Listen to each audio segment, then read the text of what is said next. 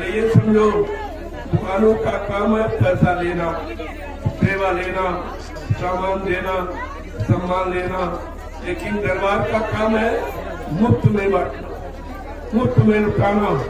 दरबार में सच्चे सदगुरु के दुख दर्द मिटाए जाते हैं, दुनिया के सखाए दुख जहाँ सीने से लगाए जाते हैं। आज ये जुम्मट इसी का प्रमाण है। लोग कहते थे बाबा जी धार्मिक स्थलों में कार्यक्रम करते इसलिए भीड़ हो जाती, धार्मिक नदियों किनारे करते इसलिए भीड़ हो जाती, शहर कस्बों में करते इसलिए भीड़ हो जाती। मैंने वो भी इतिहास आपका खत्म कर दिया, आपकी मानसिकता को मैंने बदल दिया। आज इस बियाबान जंगल में जो भीड़ है वो दुनिया में कहीं नहीं मिलेगी। तो बिल्कुल निस्वार्थ की भीड़, कोई लोभ लालच की नहीं है, कोई दान दक्षिणा धोती रोटी लंगोटी यहाँ नहीं मांगी जाती है, यहाँ दिया जाता है। ये देने का दरबार है, लेने वाला नहीं।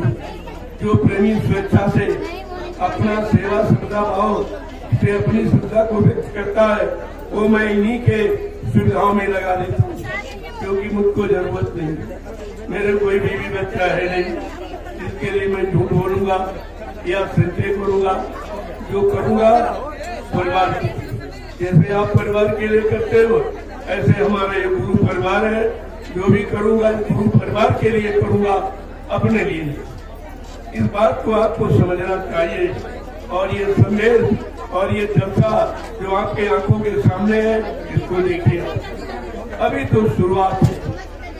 ये परसों जीवन रक्षक गुरु पूजा महान पावन पर्व ऐतिहासिक, वो तो 10 जुलाई को, अभी तो 2 दिन बाकी है।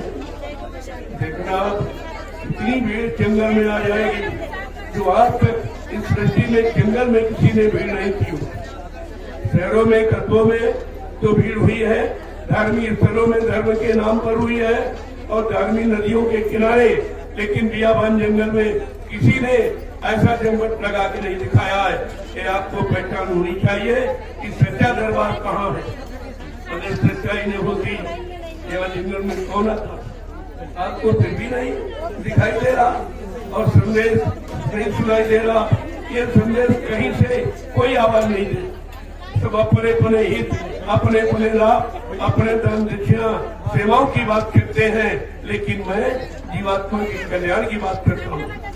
मेरे आइए चर्चा नहीं, इसलिए आप आए हो। एक एक बच्चों को देखिए, आपने बच्चों को छोड़ दिया है, तभी संकल्प संदेश से बच नहीं पाए।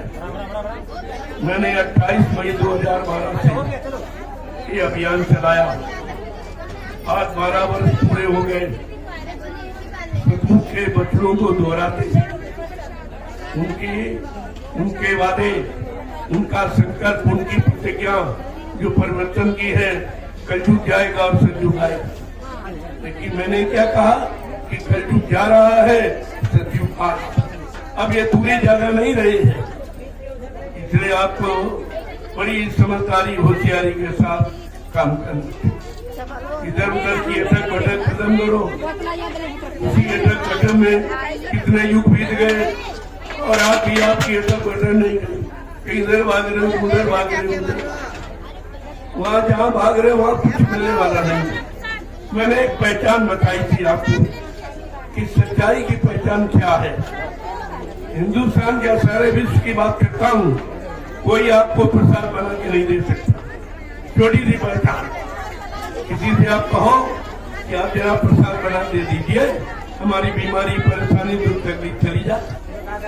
अगर ये प्रसाद बनाना जानते होते तो आपसे क्यों कहते कि दुकान बाजार से प्रसाद खरीद के ले आए? अरे प्रसाद खरीदा नहीं जाता, प्रसाद बनाया जाता है।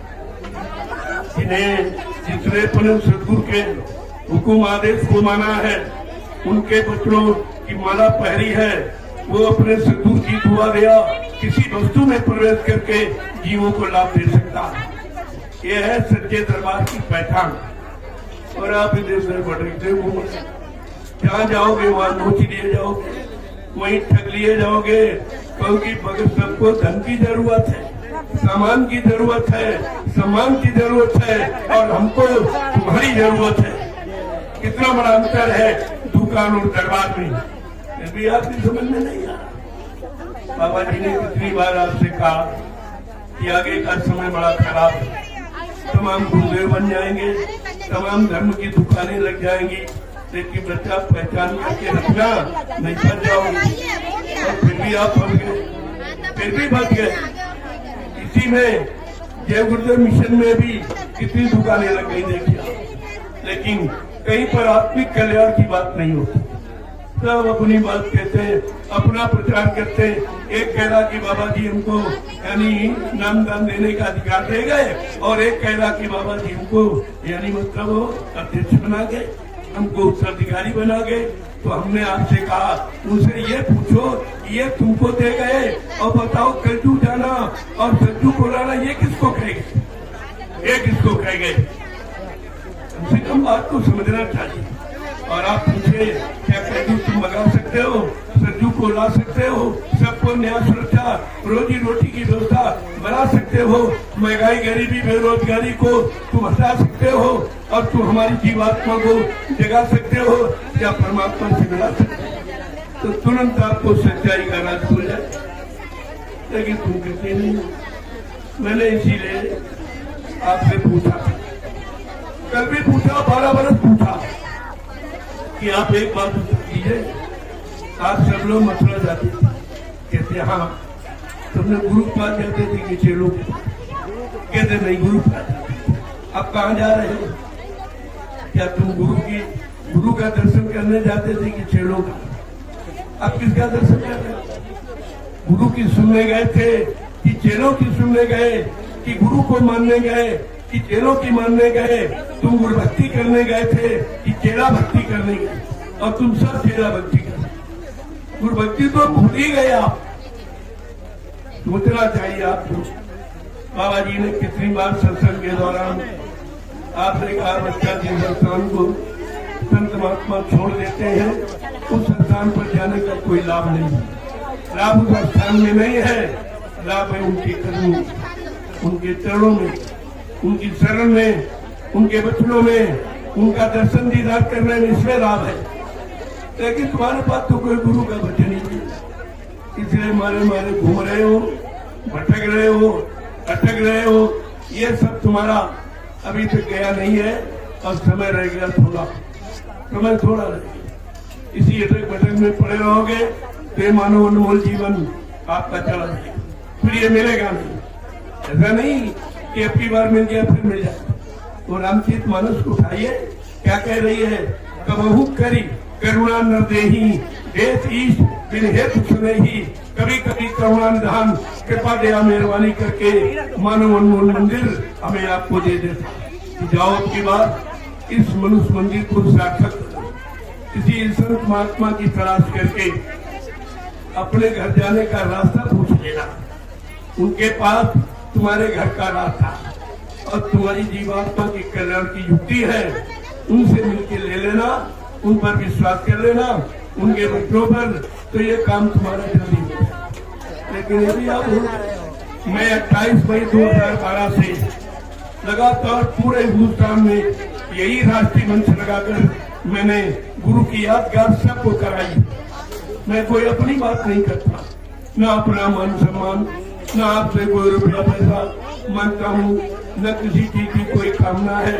हमको तो आदेश पालन करना चाहिए, और आपसे भी कहता हूँ कि गुरु के आदेश का पालन करो।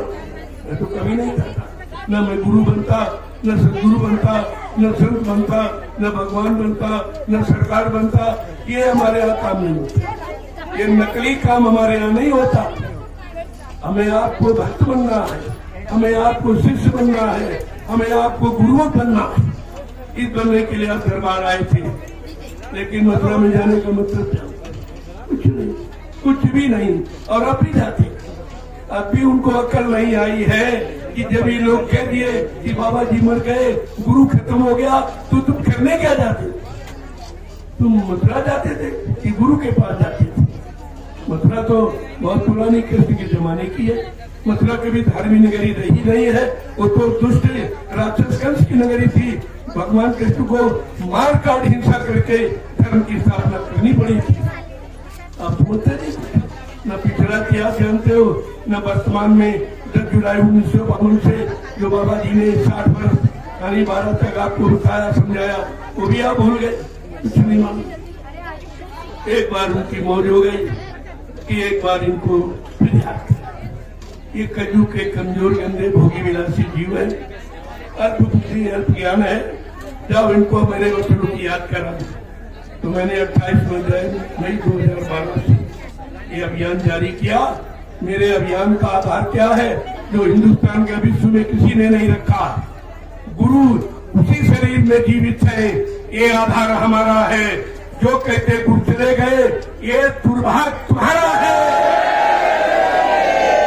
मैं सारे हिंदुस्तान के गुरु प्रेमियों को, गुरु परिवार को मैंने ये संदेश दिया है और आज भी दे रहा हूँ। मेरे में कोई बनावट नहीं, जो पहले था वो आज भी बनावट वो करता जिसको कुछ चाहिए।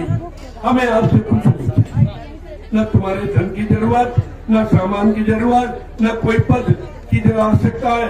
हमको तुम्हारी जरूरत है। परिवर्तन रुपए पैसे धन दौलत से नहीं होता है। परिवर्तन सच्चे ईमानदार त्यागी तपस्वी चरित्रवान लोगों से होता है, यानी शाकाहारी सदाचारी ब्रह्मचारियों से ये धार्मिक धारा का परिवर्तन हुआ और होगा। इसे कोई नहीं मिट सकता। अब वो घड़ी बहुत करीब में। मैंने इसी में अपने वाणी को विराम दे दिया हूँ कि 2 वर्ष में कुछ नहीं कहूँगा। बहुत कहा और गुरु परिवार के लोगों ने नहीं माना। और चलो ठीक, दो नहीं जानते जो गुरु पास नहीं गए, गुरु के संदेश नहीं सुना, चलो उनकी बात तो ठीक, लेकिन ये 24 घंटे रहने वाले ये नहीं। इन्होंने बोला, मैंने उन्हीं को एक बार मौका दिया, फिर से याद कर लो। ये मत कहना कि हाय हुसैन हम न हुए, हम आपको एक कहने नहीं देंगे। मैंने हिंदुस्तान में घर घर कोई प्रांत जिला तहसील कस्बा गाँव कली बूटा मैंने छोड़ा नहीं है जहाँ पर मैंने समय का संदेश न दिया। कोई अपना प्रचार नहीं, अपनी जाति का नहीं, अपने नाम का नहीं, केवल गुरु के वचनों का प्रचार किया हूँ और आज भी करूंगा और जब तक स्वस्थ रहेगी तब करूंगा। आपको यह सोचना चाहिए यहाँ प्रचार क्या हो रहा। 2 लोग और हैं उज्जैन मथुरा वाले, वो क्या कह रहे हैं? वो प्रचार क्या कर, वो अपना प्रचार। एक कह रहा हमको नामदान का अधिकार दे, वो प्रचार कर रहा। एक कह रहा हमको उत्तराधिकारी बना के, वो अपना प्रचार कर रहा। तो गुरु का प्रचार कहाँ होगा? गुरु प्रचार कौन कर रहा? तुमको गुरु के प्रचार पर ध्यान देना चाहिए, गुरु के प्रचार और प्रचारों पर ध्यान देना चाहिए, लेकिन वो भी तुम्हारे पास कुछ नहीं, सब अटक है। अब भी एक मौका है कि आप जागो चेतो होश में। ये घड़ी आपके हाथ से निकली जाए।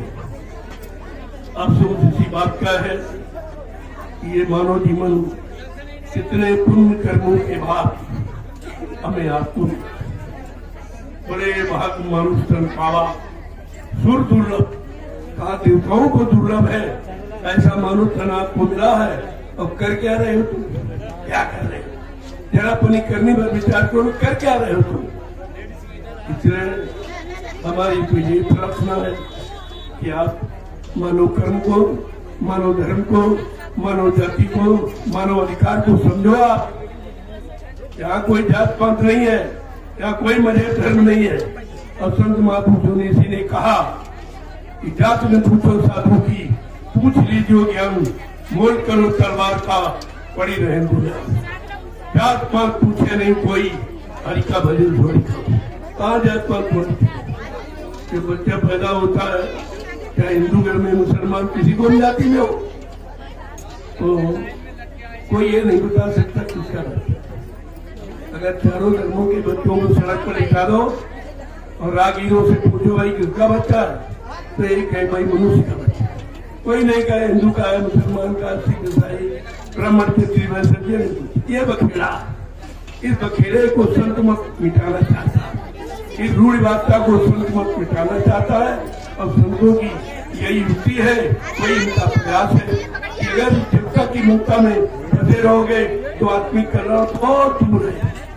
उनके करीब आप पहुंच नहीं पाओगे।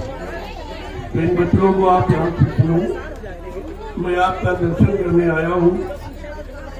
संदेश तो शाम को क्योंकि भारी संख्या है, सब प्रेमी मिलना चाहते, मैं भी मिलना चाहता हूँ, लेकिन मैं आपको प्रणाम और 12 वर्ष से आपको सिखा रहा हूँ कि हाथ जोड़कर प्रणाम करो। प्रणाम का परिणाम आशीर्वाद होता है। अगर आशीर्वाद चाहिए तो प्रणाम करो। और प्रणाम शरीर को, जाति को नहीं होता, प्रणाम जीवात्माओं से जीवात्माओं को होता है।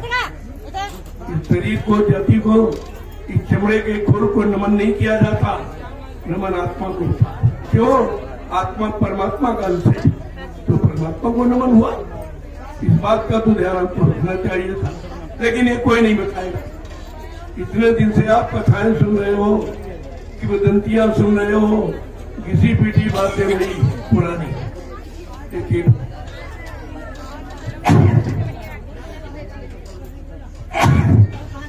ये कलयुग है, ये सतयुग त्रेता द्वापर नहीं है। जो सतयुग द्वापर त्रेता का इतिहास दोहराओगे तुम्हारे कलयुग का काम हो जाएगा या तुम्हारा काम हो जाएगा। वो तो हर युग की व्यवस्था अलग, हर युग के जानकार अलग, हर युग का जगह या नाम अलग है। लेकिन आज तो कलयुग है, कलयुग में किसी ने जगाया नाम है, उसके दुकानें तो खोल दी। उनसे कहो कि जय बुद्ध नाम प्रभु का तुमने जगाया, ये तो बाबा जी ने जगाया। जिसने जगाया है वही इसकी महिमा जानता है और वही इससे काम लेगा। तुम्हारे बस की बात नहीं है कि तुम अपना काम कर लो या दूसरों का कर दो। इस पर आपको विचार करना चाहिए, क्योंकि जो भी आया कलयुग में संत आए, उन्होंने भी अलग अलग नाम दिए। कबीरदास आए, उन्होंने साहब नाम लगाया। शिवदयाल सिंह महाराज आए, उन्होंने राधा स्वामी नाम लगाया। गुरु नानक देव जी महाराज आए, उन्होंने वाहिगुरु नाम जगाया। और बाबा जी आए, उन्होंने जय बुद्ध नाम प्रभु का जगाया। बुद्ध तो सभी लोग कहते हैं, लेकिन ये प्रभु का, प्रभु सारी सृष्टि का मालिक है। आज वो सृष्टि नियंता स्वयं धरती मंडल परमाणु शरीर में आ गया है, परिवर्तन कैसे नहीं होगा? आपको ये सोचना चाहिए। यहाँ पर परमात्मा की तरफ से भेजे गई शक्तियां आई हैं, लेकिन वो मालिक कभी नहीं आया। आज क्यों आए? जब तुमने गुरु को बुला दिया, संतों को बुला दिया, सदगुरुओं को बुला दिया और सारी शक्तियों को बुला दिया, देवी देवताओं को बुला दिया, तब मालिक को स्वतः मानव चोला धारण करके मृत्यु मंडल पर आना पड़ा और अपना संदेश देना। बिल्कुल अलग संदेश देता, किसी युग से मिलता जुलता नहीं।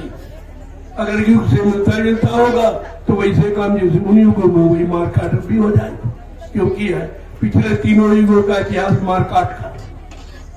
कोई शालीनता सौम्यता का, कोई दया का इतिहास नहीं है। लेकिन आज क्या कहा गया?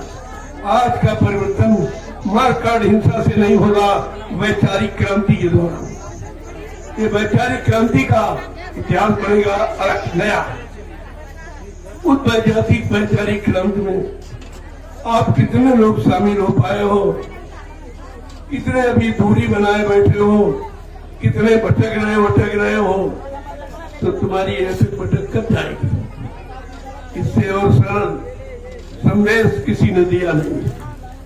जो मैंने 12 वर्ष लगातार पूरे हिंदुस्तान में घूम घूम कर गुरु के मूल वचनों की यादगार कराई है, तो आपकी समझ में कुछ नहीं आ रहा। और कोई गुरु को भूल गए, भूल ही नहीं गए, कहते गुरु मर गया। क्या गुरु मरता है? कम से कम ये भी जानो, जबकि उन्होंने स्वयं कहा कि मैं अजर अमर देश से आया हूं, मैं मरने वाला देश से आया ही नहीं हूं, मैं अजर अमर देश से आया हूं। जब तक इन जीवात्माओं को अजर अमर देश नहीं पहुंचा दूंगा, मैं चैन से बैठने वाला नहीं हूं। जब तक मेरा एक भी जीव यहाँ रहेगा, मैं बराबर मौजूद रहूंगा। जब मेरे जगह सारे जीव चले जाएंगे, मैं पीछे से जाऊंगा। फिर आपने गुरु के बच्चों को कैसे भुला दिया? अपने गुरु को झूठा कह दिया। ये गुरु का अपमान है। इस अपमान की सजा जानते हो? हे जन्मगुरु प्रति निंदा कर रही ते चमगा दौड़ हो बहुत कितना बड़ा ये परिणाम है। और आप निंदा करते हो, निंदा सुनते हो। गुरु निंदा सुने जो काना, पाप लगे गौभात समाना। जो अपने गुरु की निंदा सुनता है उसको 1000 गौओं के वध का पाप लगता है। और आप सुनते हो और लोग कहते हैं और तुम खड़े सुन रहे, तुम्हें शर्म नहीं आती?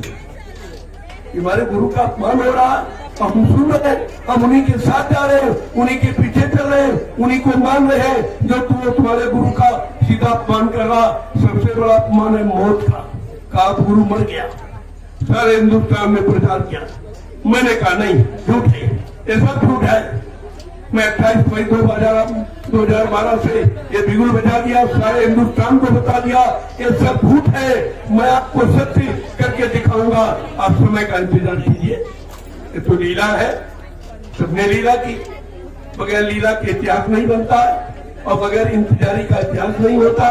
तो दोनों चीजें आपके सामने, लीला भी है और इंतजारी भी। अब आपको इंतजारी ही युग परिवर्तन की तैयारी है, उसी को आप सबको तैयारी मानना चाहिए। पिछले एक वचन को बिल्कुल माला बना के पहन लो। यही वचन तुमको बताएंगे, यही वचन तुमको नरकों से बचाएंगे, काल के देश से निकालेंगे और दयाल देश पहुंचाएंगे।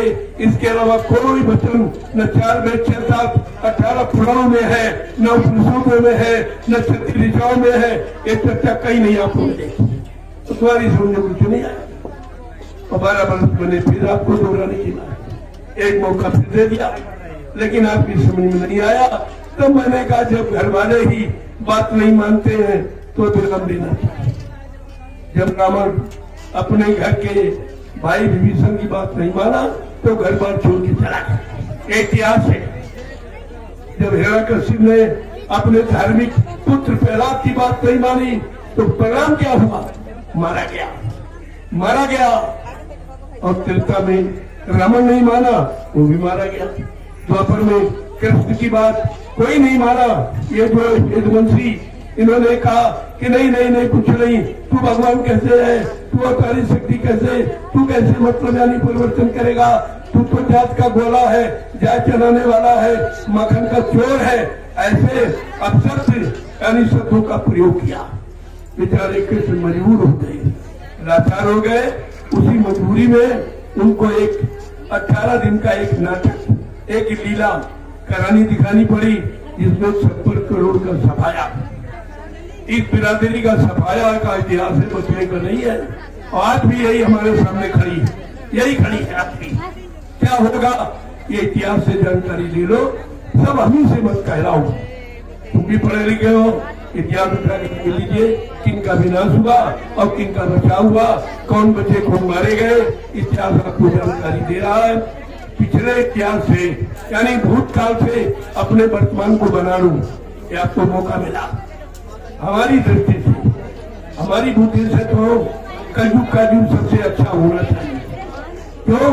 कलयुग के युग के सामने 3 युगों का कितना अच्छा इतिहास है, सतयुग का, त्रेता का, द्वापर। लेकिन अफसोस इस बात का, कलयुग का युग सबसे ज्यादा खराब। इसका मतलब तुमने किसी पिछले युग की बातें नहीं मानी, उन शक्तियों की बात नहीं मानी, उनके विनाशकारी परिवर्तन को नहीं समझा आपने कि आप फिर से विनाश चाहते हो। लेकिन दयाल देश से जो दयाल शक्ति आई है वो मारने काटने नहीं आई, दया करने आई। इसीलिए दे रहे। अगर कोई काल शक्ति होती अब तुम मार काट के खलियान कर देती और तुम्हारी एक ठिकाने हो जाती। लेकिन अब दयाल शक्ति है, दयाल पुरुष है, दयाल से आए हैं, उनका काम बचाने का है, मारने का नहीं। जब नहीं आप मानोगे तो अपना वो तो करेंगे नहीं, वो अपना चार्ज कुदरत को दे देंगे। अब क्या इसीलिए कहा जा रहा, कुदरत है तैयार खड़ी, आगे मुसीबत पड़ी।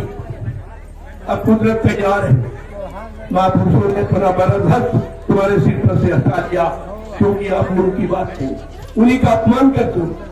जो तुमको बचाने आया तुम्हारी जीवात्मा के कल्याण के लिए, जिसने नाम आधार नामदान दिया और उसी का तो मर गया, फिर ये काम कौन करेगा? ये जीवात्मा का काम कौन करेगा, ये परिवर्तन कौन करेगा, और कलयुग को कौन भगाएगा, सतयुग को कौन लाएगा, ये आप पूछिए। जहाँ जाकर मैं मना नहीं करता, जाओ कम से कम पूछो तो क्या ये काम तुम कर सकते हो। ये तो बाबा जी ने काम ये करेंगे, क्या ये तुम्हारे बस का है, तो तुमको पता चल जाए ये सच्चा की झूठा है, ये असली की नकली है, ये स्वार्थी की बर्बादी है, आपके समझ में आ जाए। लेकिन वो भी बुद्धि तुम्हारे पास नहीं है, वो भी नहीं। बिल्कुल अंधभक्ति में जुटे पड़े हो। अरे अंधे से पूरा सब पूछते हो, जो स्वयं नहीं कभी गया न कभी जा पाएगा, वो तुमको कैसे ले जाएगा, तुम्हें कैसे पहुंचा देगा। इतनी बात भी तुम्हारी समझ में नहीं आई है। इसलिए मुझको 12 बरस आपके लिए मेहनत करनी पड़ी, रात और दिन। ये ऐसे सामान नहीं इकट्ठा हुआ, एक भी आदमी मेरे पास नहीं था। आप देख लीजिए, आप ये मैंने इकट्ठे किए हैं, और वहां पर गुरु की यानी मतलब तैयार की हुई शक्तियां तो पहले की, वो तो प्रेमी पहले के वहां। इन दोनों ने एक भी आदमी नहीं जगाया, एक भी आदमी नहीं खड़ा किया है जो गुरु ने खड़े किए, और उनसे मैं करोड़ों को गुरु से हटा दिया। ये कितना बड़ा अपराध है। बाबा जी ने क्या कहा था, मेरे आध्यात्मिक संदेश को सुनाकर अगर एक जीवात्मा मोड़ दोगे तो 1 लाख यज्ञों के समान फल मिलेगा। इन्होंने क्या किया, करोड़ों जीवात्माओं को गुरु से हटा दिया। इसका परिणाम कितना बुरा होगा। मैं बार बार इसी बात को कहता कि परिवार वालों को बचा लो, परिवार वाले बच जाए, गुरु परिवार में बदोश हो जाएगा तो फिर मतलब क्या निकला। लेकिन एक भी बात नहीं सुनी, मेरी बात किसी ने नहीं सुनी। तब मैंने मजबूर होकर मैं 2 वर्ष के लिए विराम ले लिया हूँ कि बाहर निकल कर कहीं संदेश नहीं दूंगा। जो आश्रम पढ़ाएंगे उनको दिशा निर्देश करूंगा, उनको संकेत करूंगा, उनको समय का इतिहास यहाँ के लिए तैयार करूंगा। ये तो करूंगा, लेकिन देश में घूम घूम कर हमें संदेश नहीं। सोच हो गई है, हद हो गई। यानी मतलब दया की भी कोई सीमा होती है और रहम की भी कोई सीमा होती है, लेकिन तुमने सारी सीमाएं पार कर दी है। अब विनाश के लिए तैयार हो जाइए आप, और वो तो होगा ही, उसे कोई माइकाला रोक नहीं सकता। बाबा जी ने तो पहले ही आपसे कहा था, बेटा बच्चा कोई मेरे बारे में कुछ भी करे कभी विश्वास नहीं मत करना। न मुझे कोई मार सकता है, न मुझे कोई धोखा दे सकता, न मुझे कोई धन दौलत सामान से खरीद सकता। मैं अपना काम करने आया हूँ, काम करके ही जाऊंगा। अगर जरूरत पड़ी अपने काम को पूरा करने के लिए इसी शरीर में 400 वर्ष तक रहूंगा और काम करके ही जाऊंगा। फिर आपके पास वचन कहा चलेगी। जो शक्ति 400 वर्ष रहकर काम करने का वादा किया, क्या 400 वर्ष निकल के जो कहते बाबा जी मर गए? अभी तो 126 वर्ष, बात 126 वर्ष की उम्र है आज की तारीख। अभी 400 वर्ष में कितना समय मांगी बात, वो भी बात तुम्हारी समझ में नहीं आई, न आई है न आएगी, क्योंकि तुम समझने वाले हो नहीं, तुम जानने की इच्छा में हो नहीं। तुम्हारे अंदर शंका संदेह भूल जब गुरु के प्रति हो गया तब तुम बचोगे कैसे? इसलिए फिर भी दयालु है तो दया तो कभी छोड़ते नहीं, कहते बार बार संदेश देते रहो, कभी न कभी जाग जाएंगे, चेत जाएंगे, इनका भला हो जाए, नहीं मानो जीवन व्यर्थ में चला जाएगा, फिर ऐसा मौका कभी नहीं मिलेगा। इसलिए प्रेमियों, अब आप आए हो जीवन रक्षक गुरु पूजा महान पावन पर्व ऐतिहासिक। ये ऐतिहासिक क्यों कह रहा हूँ? 10 जुलाई 1952 से ये आपकारी का कल्याणकारी संदेश प्रसारित किया गया। आज 70-72 वर्ष के बाद ये 10 जुलाई आपके लिए आई है। ये कोई नहीं जानता और किसी ने बताया नहीं होगा, क्योंकि ये जानकारी किसी को है नहीं। ये कब से मिशन चला है और आज उसका 72 वर्ष के बाद ये अवसर आपको मिला है 10 जुलाई का। इसलिए इसमें शामिल शरीक होकर अपनी अपनी जीवात्मा का कल्याण कर दो। किसी के बहकावे भरमावे में मत आओ। कोई कुछ नहीं, तुम्हारा काम अपना नहीं कर पाएगा, तुम्हारा क्या करेगा। मैंने कहा था तुम एक ही बात उनसे कह के देखो कि जरा प्रसाद बना के दे दीजिए, पता चल जाएगा। ये प्रसाद बनाना बस की बात नहीं, यही से पता चल जाएगा कि सच्चा दरबार कौन है और झूठी दुकान कौन है। ये दुकानें हैं सब जो मजे धर्म के नाम पर खोल गई। जय गुरुदेव मिशन में भी जगह जगह दुकानें खोल दी। मैंने मना किया कि ऐसा कोई बोझा अपने पर मत लागू। तुम अपना बोझा जन जनों का नहीं उतार सकते हो तो प्रेमियों का बोझा क्यों लाते हो, क्यों इनको बहकाते हो, भरमाते हो, तुम्हारे बस की बात नहीं। ये बोझा मत लादो, एक तो तुमने उतार नहीं पाया और फिर तुम अपना और प्रेमियों का भी बढ़ा रहे। कम से कम कुछ तो समझो, न तुम्हारी समझ में आ रहा न उसकी समझ में आ रहा। ये है काल के चीज। क्या कहा गया था, काल दयाल की नकल करेगा, काल दयाल की बात करेगा लेकिन काम नहीं करेगा, केवल बातें सुनाएगा, तुम्हारा काम नहीं कर सकता है। और तुम्हें काम करने वाला चाहिए। अगर कोई सुनाने वाला मिल जाए, क्या सुनाने से काम हो जाए? क्या पढ़ने पढ़ाने से काम हो जाएगा?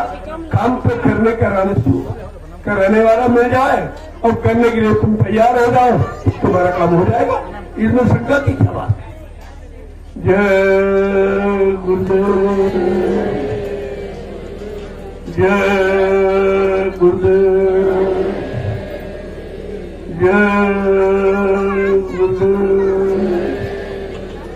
जय गुरुदेव, जय गुरुदेव नाम किसका,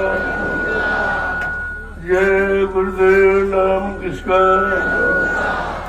जय गुरुदेव नाम किसका, प्रभु का प्यारा नाम।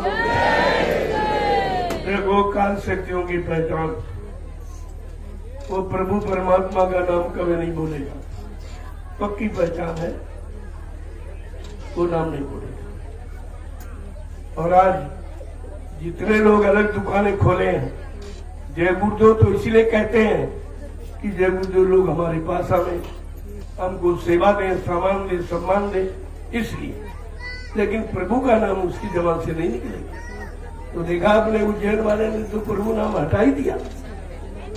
अरे उससे पूछो क्या जय गुरुदेव नाम तुमने जगाया है? जिसने जगाया वही मतलब यानी काम करेगा, वही से काम लेगा, तुम्हारी बस की बात नहीं है। ये सब नाटक चाटक कर रहा है, तुमको प्रभु से हटाने का काम कर रहा, प्रभु से दूर ले जाने का काम कर रहा, तुम्हारी जीवात्मा को परमात्मा से मिलने से अलग कर रहा है और तुम अभी नहीं समझ पा रहे हो। कब समझोगे? और मैं खुले मन से कहता हूँ, मुझे तो कोई डर है नहीं, मैं खुले मन से कहता हूँ, अब भी आप सचेत हो जाओ। इसमें तो कोई गुरुमुखी नहीं है, इसमें तो कोई सत्संगी नहीं है। जो दुकानें खोले हैं वो कोई गुरुमुखी, कोई नामदानी नहीं, कोई गुरु भक्त नहीं है, कोई शाकाहारी नहीं है, कोई जय गुरुदेव धर्म प्रचारक संस्था ट्रस्ट का कोई मेंबर नहीं है। आप क्या जानना चाहते हो? जो वो मेंबर नहीं है तो जय गुरुदेव धर्म संस्था का कोई काम करने का अधिकार नहीं, उसको मेंबर को अधिकार होता। इतना भी नहीं तुम जानते हो, तुम्हारी बुद्धि इतना भी काम नहीं कर पाई, गुरु के पीछे चल नहीं पाए और इन दुनियावी और सांसारिक जो सत्संगी भी नहीं है इनके पीछे भाग रहे हो। क्या होगा तुम्हारा? तुम्हारा क्या होगा? ये जो बेचारे गुलाबी कपड़े पहनते, जब तुम पगड़ी बांध के आते हो मैं 1000 बार प्रणाम करता हूँ उसको, क्योंकि हमको पगड़ी की कीमत मालूम है, पगड़ी की महिमा मालूम है। इनको ये भी नहीं पता ये पगड़ी बंधाई कब थी बाबा जी। 1978 में तब ये उज्जैन वाला संस्था में आया भी नहीं था, ये तो 80 में भर्ती हुआ भाई, अभी 80। और ड्राइवर तो अभी चंद दिनों का है, उसको बेचारे कुछ नहीं मालूम कि सत्संग क्या होता है, गुरु क्या होता है, गुरु की महिमा क्या है, भजन क्या होता है, नामदान क्या हो, उसे क्या मालूम है। गाड़ी चलाने वाला गाड़ी चला सकता, संगत नहीं चला सकता, लेकिन फिर भी आपने उसकी बात मान ली। तो कौन कौन सी बात तुम्हें मैं बताऊं? एक चीज हो, दो चीज हो, इतनी शंकाएं तुमने पैदा कर ली है, उन शंकाओं का समाधान करना तुम्हारे बस की बात नहीं। एक तो कर नहीं सकते हो और करने वाला कोई आवाज लगा रहा तो तुम सुनने को तैयार नहीं, फिर काम कैसे हो? काम दो ही स्थितियों में होता, या तो स्वयं सक्षम हो जाओ, स्वयं कर लो, या जो कर रहा उसको सहयोग दे दिए, आपका काम हो जाएगा। लेकिन समझ में आपको कोई नहीं आया। ये देखिए गुलाबी पगड़ी, इतना पवित्र वस्त्र है, ये सज्जू की निशानी है। बाबा जी ने क्या कहा था कि बच्चा गुलाबी पगड़ी को सम्मान के साथ उतार के बक्से में रख लो। जब सज्जू गाने पर मैं पगड़ी का इतिहास बनाऊंगा, पगड़ी की पूजा कराऊंगा, लेकिन कलयुग में इसका अपमान हो जाएगा। और इसने अपमान कर दिया कि बाबा जी ने सिर का ताज पगड़ी बंधाई, इसने कुर्ता पहनावा सिलवा दिया और नारियों के साड़ी पेटीकोट पे पगड़ी चली गई। ये कितना बड़ा अपमान है गुरु आदेश का और गुरु का और इस पगड़ी का। इसे कौन बचाएगा, कौन माफ करेगा इसको? आपको इस पर विचार करना चाहिए था। मैं इसे समझाने के लिए 2014 में मैं उज्जैन गया। चलो इसकी एक बात सुन ले, मान ले, इसका भला कल्याण हो जाए। चलो भाई, गुरु परिवार का है, जहां तक हो सके गुरु परिवार के व्यक्ति को बचाना हमारा गुरु प्रेमियों सबका फर्ज है। मैं उसी फर्ज के नाते में गया, लेकिन जब इसने सुना कि आ रहे हैं तो फट से भाग गया, हमें मिला नहीं। मैं मुंबई में इसी तरह संदेश दे रहा था, वहीं से मैंने सूचना भेजी, मैं आ रहा हूँ, बैठकर समाधान कर ले, तू अपना विनाश क्यों कर रहा है, क्यों ये बोझा लाद रहा? बाबा जी ने क्या कहा था, जो 7 जन्म आगे 7 जन्म पीछे जीव के पापों को धो सकता है, मिटा सकता, वो नामदान देगा। और 2012 में क्या कहा था होली में कि बच्चा आगे नामदान नहीं मिल सके। फिर एक काम से शुरू कर दिया, कहा गुरु आदेश माना है, जो गुरु का आदेश खंडन कर रहा उसी के साथ जा रहे, तुम्हारा क्या होगा? चोर के साथ रहने वाला चोर ही माना जाता है और चोर पकड़ा जाएगा। जो सजा चोर को, उसी उसके साथ रहने वालों को वही सजा मिलती, उसको चोर ही माना जाता। कम से कम बात को तो समझना चाहिए। 10 जुलाई 1952 से 2012 60 वर्ष बाबा जी ने संदेश दिया। आपको मथुरा में, हिंदुस्तान में बड़े बड़े कार्यक्रम करके और 3 साकेत महायज्ञ करके, और कहा बच्चा अभी चौथा यज्ञ बाकी है, जो सतयुग आगमन का होगा। वो यज्ञ में कोई धार्मिक नगरी में नहीं करूंगा, धार्मिक बड़ी नदी किनारे नहीं करूंगा, कोई शहर कस्बों में नहीं करूंगा। मैं एक बियाबान जंगल, एक छोटी सी नदी हो, उसमें 10 करोड़ प्रेमी इकट्ठा हो। उस सतयुग आगमन के साकेत महायज्ञ में 10 करोड़ प्रेमी इकट्ठा। चेला कितने? 45 करोड़। इतनी तो छटनी पहले ही कर दी, कितने इतने सब अलग हो जाए।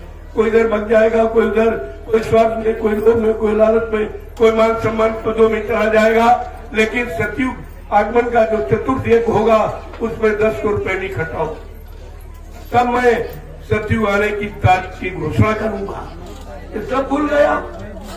मैंने तो इन 12 वर्षों में एक एक तारीख आपको बताई। इस तारीख में ये कहा गया, इस तारीख में ये कहा गया, इस तारीख में यह कहा गया। आपने भी बात नहीं सुनी। न सुनने न मानने का परिणाम विनाश होता है। इस बात को गांठ में बात दी। इसलिए मैंने 12 वर्ष के बाद मैंने संकल्प ले लिया है, बड़ी विराम कि 2 वर्ष में कहीं निकलूंगा, भजन करूंगा। भजन आप ही करिए, हम भी करें, तो मालिक की दया हो जाए। अरे भाई, मालिक की दया ही तो चाहिए, बगैर उसकी दया तो कुछ नहीं होगा। कुछ आप करें, कुछ हम करें, हमारी आपकी मेहनत से हमारी दया कर देगा, आपका काम हो जाए। और आपको क्या चाहिए? लेकिन बात ही तुम्हारी समझ में नहीं आती। जय गुरुदेव। देखो, मेरा स्वास्थ्य बहुत खराब, मैंने 12 वर्ष बहुत मेहनत की, रात को रात, दिन को दिन नहीं समझा। दिन भर बोलता था, रात भर चलता था। तब ये फुलवाड़ी आपके सामने दिखाई दे, उसको देखिए आप। ये मेहनत करके इकट्ठा की गई है। वहां तो पहले से संगत है, उसमें उनका कोई हाथ नहीं किसी का। वो तो गुरु की मेहनत है, और गुरु की मेहनत गुरु प्रेमियों को केवल ये लूट खा रहे हैं, तो कर कुछ नहीं, कोई काम नहीं है। अब धीरे धीरे उनके मुंह से सत्य की आवाज निकालनी पड़ी। उज्जैन वाला कह रहा है हमसे तो जबरदस्ती हमारे कान पर रिवाल्वर लगा दिया गया और जबरदस्ती कहना दिया गया तुम ये मन से कह दो कि बाबा जी चले गए। तो मैंने बड़े भाई के साथ मैंने कहा अब मैं कैसे कहूँ कि बाबा जी जीवित है, क्योंकि ये गुलाबी पगड़ी वाले हमको मार डाले। ये अभी तुम कहते दूर चला गया, अब कहते मौजूद है। तो वो कह रहा है अब चाहे स्वर्ग जाए नरक जाए हम चाहे, लेकिन हम यही कहेंगे चलेंगे।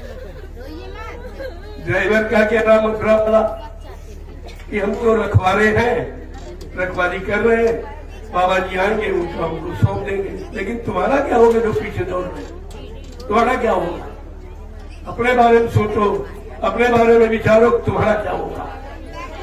इसलिए सच्चाई को समझो, गुरबचनों को सुनो, गुरबचनों को मानो, गुरबचनों के अनुसार अपने बचाने के लिए तैयारी करो, ताकि इस कलयुग की विषम परिस्थितियों से और होने वाले विनाश से आप बच जाए। विनाश से बचोगे नहीं आप, और विनाश निश्चित, क्योंकि पहले तो कहा था वैचारिक क्रांति के द्वारा सबको बचा लूंगा, पहले धार्मिक लोगों को, फिर अनुयायियों को, यानी फिर धर्मी कर्मी लोगों, सच्चे ईमानदारों को का इनको बचा लिया जाएगा अगर वो मेरी वैचारिक क्रांति को समझ लेंगे, मेरे विचारों को समझ लेंगे, तो उनका बचाव हो जाएगा।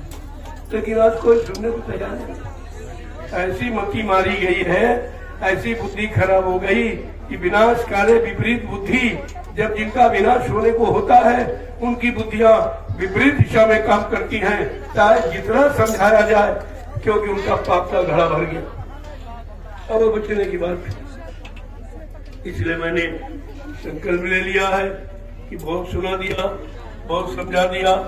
जब घर के लोग, पूरे परिवार के लोग मानने को तैयार नहीं आए गुरु के वचनों बात को, गुरु को, तो फिर चुप हो जाना अच्छा, चुप हो जाना अच्छा। इसलिए मैं अपनी वाणी को विराम दे रहा हूँ 2 वर्षों के लिए।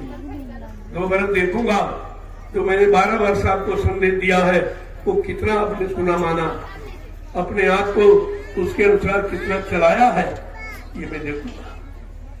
इसलिए धन्यवाद आप आए हो, ये बड़ा सौभाग्यशाली, क्योंकि ये वो भूमि है जो विश्व में कहीं नहीं। 88,000 ऋषि मुनि किसी भी यानी विश्व के किसी शहर कस्बे गांव में इतने यानी ऋषि मुनि इकट्ठे होकर तपस्या नहीं की है। ये तपोभूमि है, मैंने इसीलिए इस तपोभूमि का चुनाव किया कि जो भी काम होगा तपोभूमि से होगा। ये तपोभूमि है, मैंने जंगल झाड़ी और गड्ढे नाले नहीं खरीदे, मैंने तपोभूमि खरीदी और आपकी गाड़ी खरीदी। मेरे पास तो कुछ नहीं, मेरे पास लंगोटी के सिवा कुछ जो है ये आपका है, आपके लिए है। आप एक रोटी खाता हूँ वो आपकी दी हुई, तो आपके काम में लगाऊं, आपके लिए कपड़े पहनता हूँ, मेरे पास तो कुछ नहीं है। मैं कब कहता हूँ मैं कोई राजा महाराजा हूँ, मैं कोई संत सदगुरु हूँ, कभी नहीं, ये कभी नहीं। जो काम करने आया है वो कहता नहीं है, काम करके दिखाता है। ये काम का विषय है, काम होगा, किसी कोई रोक नहीं सकता। ये बात आपको बार बार कह रहा हूँ, इस परिवर्तन को कोई रोक नहीं, किसी की ताकत नहीं, चाहे वो राजनीति का कितना बड़ा हो, चाहे धर्मनीति के कितने बड़े हो, लेकिन इस परिवर्तन को कोई रोक नहीं सकता है।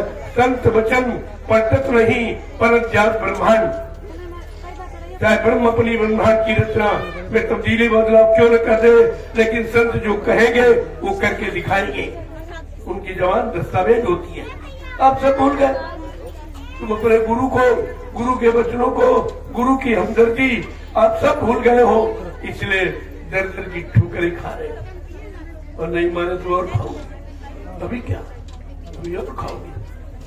अब आज दरबार को देखिए, जंगल में लोग कैसे आए, इनसे पूछो। मैंने कोई डीजल पेट्रोल उनको दिया, कोई किराया भाड़ा दिया है, कोई सामान दिया है, ये अपनी गाड़ी कमाई से यहाँ आए और अपना नाश्ता लेके आए, अपना बिस्तर लेके आए। ये क्या है, इनसे पूछिए तो आपको पता चलेगा कि वास्तव में इनको क्या चीज चाहिए, किस चीज को ढूंढते ढूंढते सब जगह भटकते भटकते आज ये जंगल का सहारा लिया। ये जंगल में का कम हो रहा, ये किसी बस्ती सैर करने में नहीं हो रहा। इसी पर तो आपको विचार करना चाहिए कि जंगल में कैसे कोई इकट्ठा कर सकता। तो पूरे विश्व की बात कहता हूँ, जंगल में कोई नहीं इकट्ठा कर सकता बिना लोभ लालच के, बिना चंदा नोट वोट के। कोई इतनी बड़ी भीड़ हिंदुस्तान के विश्व में इकट्ठा नहीं कर सकता है, वो भी जंगल में। समझिए, आप समझने का प्रयास करिए, और बात समझ में आ जाएगा। जय गुरुदेव, जय गुरुदेव, जय गुरुदेव, जय गुरुदेव। नाम किसका? प्रभु का। जय गुरुदेव। नाम किसका? प्रभु का। प्रभु का प्यारा नाम। जय गुरुदेव। जोर से बोलो, सब मिल बोलो, बोलना होगा, अभी से बोले, दर्द हरेंगे, सब कष्ट मिटेंगे, शांति भी देंगे, सबके दाता, सबके मालिक, प्रेम से बोले, ये नाम नहीं इंसान का, नाम है प्रभु का, ये काम नहीं इंसान का, ये काम है प्रभु का। वो कितनी बड़ी बात है। अब इंसानों के बस का कुछ न राजनीति नेताओं के बस की है, न धर्म नीति इन नकली दाढ़ीबाज राष्ट्रीय कपड़े वालों की बस की बात। ये परिवर्तन उनके द्वारा नहीं, ये अपने आप को बचा रहे, यही बहुत।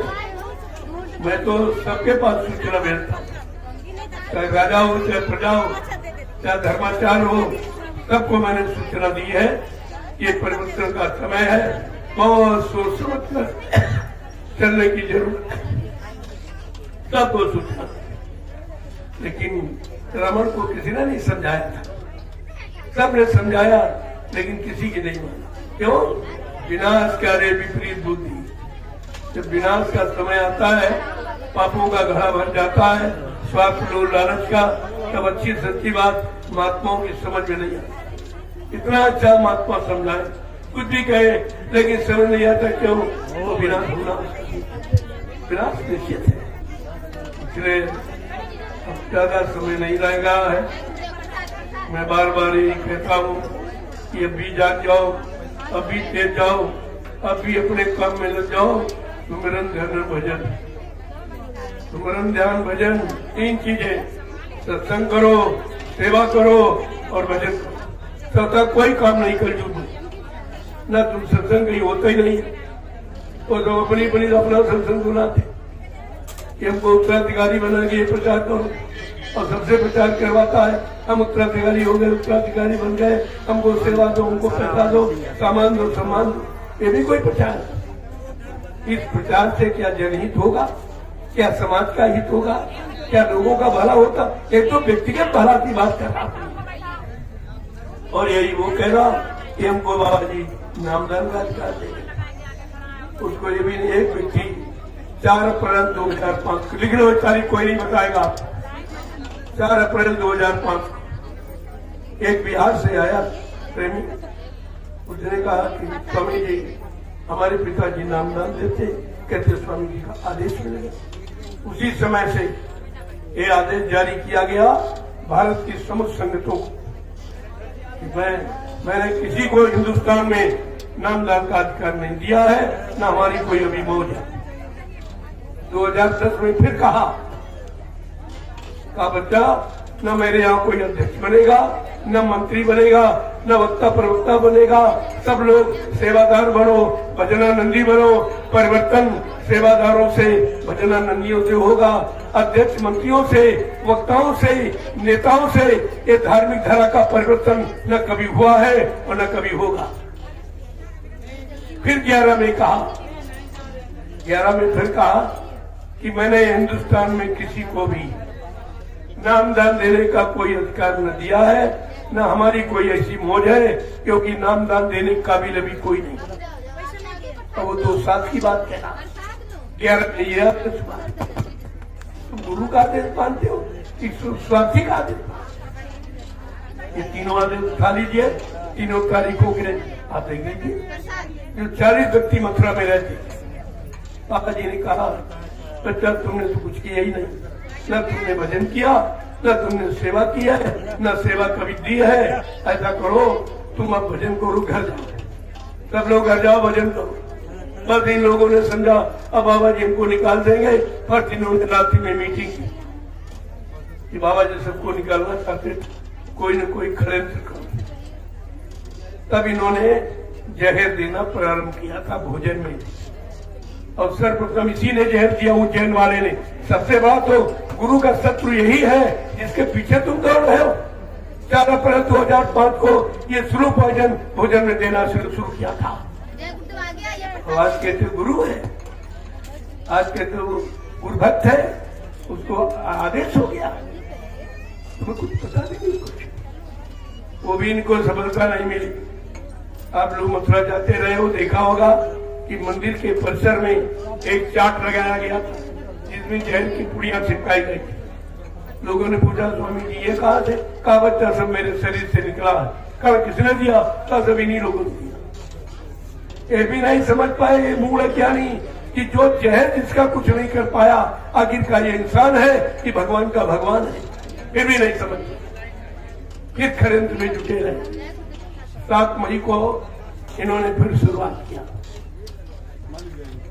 एक योजना बनाई और मेदांता में जाके 1 करोड़ में बाबा जी का सौदा किया। डॉक्टरों से कहा 1 करोड़ ले लो, या तो बाबा जी के जहर दे के मार दो, या विदेशी डॉक्टर आते हैं वो हवाई जहाज से बाबा जी को अपने देश में ले जाए और मार के फेंकवा दे। तो उन्हें क्या पता, जो भगवान का भगवान है उसको इंसान कुछ कर पाएगा। ये काली शीशे की गाड़ी में लेकर मेदांता गई। जब मेदांता पहुंची गाड़ी, तो गाड़ी खोली तो बाबा जी ने कहा अंतर ध्यान। फिर भी इनकी बुद्धि में नहीं आया कि कह दो भाई वो महापुरुष से अंतर ध्यान हो गए तो कोई फांसी दे देता। लेकिन विनाशकाल विपरीत बुद्धि कैसे सोचेगी। 6 लाख में पुतला बनवाया गया मेरा, 6 लाख में। मैंने कहा इससे क्या होगा? कहा इससे ये होगा कि हम प्रेमियों को समझा लेंगे, हमें प्रेमी जब देखेगा तब क्या दिखाओगे। कहा वो सब हो जाएगा। बस ये लेकर मथुरा पहुंचे तो 2:30 बजे पहुंचे, और फिर से वो पुतले को उठाया और कमरे में बंद ताला लगा दिया। फिर मैंने कहा भाई दिखाइए दिखाइए। कर नहीं, समय से दर्शन होगा। प्रेमी चुप हो गया। चलो भाई, जब प्रेमियों ने बड़ा जोर मारा कि आपने तो हम सबको बुलाया है कि अंतिम दर्शन कर जाओ, अंतिम तो दर्शन तो कराओ। जब प्रेमी एकदम अड़कम करने लगा तो फट से उस कमरे से निकाला एक ताबूत शीशे का बनवाया था 3.5 फुट का। देखो बुद्धि कैसी काम करती। बाबा जी के शरीर की लंबाई 5 फुट 5.5 फुट और ताबूत 3 फुट का। तो अपने क्या मरने के बाद शरीर की लंबाई कम हो जाती। देखिए पहले, अरे सच्चाई तो सच्चाई ही, झूठ कब तक चलेगा। फिर लोगों ने कहा नहीं नहीं दिखाइए दिखाइए, हमको आपने बुलाया है। जब हंगामा करने लगे लोग तो फट से उठाया पुतला और मंच पर ऊपर मत चले। लेकिन तुम्हें उसके पास नहीं जाने दिया, न किसी को देखने दिया। मैंने यही लोगों से पूछा कि तुम मथुरा गए थे, क्या तुमको बाबा जी का पुस्तक शरीर दिखाया गया कि नहीं? क्या किसी ने देखा? हिंदुस्तान के कोई प्रेमी कह दे कि मैंने देखा, कहते नहीं देखा। तो बगैर देखे तुमने मान कैसे लिया? कहा यही गलती। अब जब हंगामा मचने लगा तब लगे उड़ाओ गरम मत गिराओ, देखो उड़ा करके सब झूठ बोलते हैं। जब ये होने लगा तो प्रशासन तो उनका था, प्रशासन का वो रिश्तेदार था, तो फट से लाठीचार्ज करा दिया। लाठीचार्ज जैसे कराया कि उससे भगदड़ मच गई और फट से पुतले को उठाया और जला दिया। समय के पहले 2.5 घंटे पहले तो समय निर्धारित था, उससे 2.5 घंटे पहले उस पुतले को जला दिया गया। लोगों से मैंने कहा जरा इसकी राख को टेस्ट कराइए, डॉक्टर बता देगा कि मनुष्य शरीर की राख है कि और किसी लकड़ी की राख। ये तो राख गई तो देखा गया अरे अरे ये तो चंदन की राख, मनुष्य शरीर की राखें नहीं है। फिर इन्होंने करोड़ रुपए भर दिया, वहां डॉक्टर को दे दिया। अरे हमने कहा भाई सच्चाई रुपए पैसे से छिपने वाली नहीं है, वो नहीं छिपेगी। तो मैंने संदेश प्रसारित कर दिया सारे देश में। जीवित का प्रचार मैंने किया, किसी ने नहीं किया। किसी को विश्वास नहीं अपने गुरु पर, और किसी ने कहा नहीं, केवल मैंने किया। और आज भी कहता हूं और कहता रहूंगा। अब समय आ जाएगा तो आपके सामने हो जाएगा। पहले भी आपने कहा था कि ऐसी लीला करूंगा, ऐसा खेल करूंगा, तुम समझ नहीं पाओगे, और ऐसी जगह चला जाऊंगा तुम इतनी जल्दी मुझे पा नहीं सकोगे। मैं समय से आऊंगा, अपने समस्त वादों को पूरा करके दिखाऊंगा। लेकिन प्रेमियों, तुम मेरा इंतजार भजन करके करते रहना। किसी ने इंतजार किया है? कितने खड़े हो, सब भगोड़े हो, किसी ने इंतजार किया अपने गुरु का? कुछ नहीं, कुछ नहीं, सब भगोड़े। इन भगोड़ों से काम नहीं होगा। इसीलिए मैं भीड़ से मतलब किसी काम की उम्मीद नहीं रखता हूँ। मथुरा में इतनी भीड़ लगी, कुछ नहीं हुआ, और यहाँ इतनी भीड़ आई, क्या ये काम करने वाले? इसमें कोई बिरला ही जो द्वार, बिरला कोई संत सिपाही जो द्वार तुम्हारे आया, वो परिवर्तन करेगा। परिवर्तन उसकी बस की बात है। इसलिए अब भी सबसे पीछा छुड़ा लो, चुपचाप भजन। बात में समझ नहीं आ रही बात तो चुपचाप भजन। अपने बाल बच्चे पालो, खेती दुकान दफ्तर बिजली व्यापार मजदूरी सच्चाई ईमानदारी से करो। शाम को आओ, अपने बाल बच्चों की तो सेवा करो, आए गए का सत्कार करो।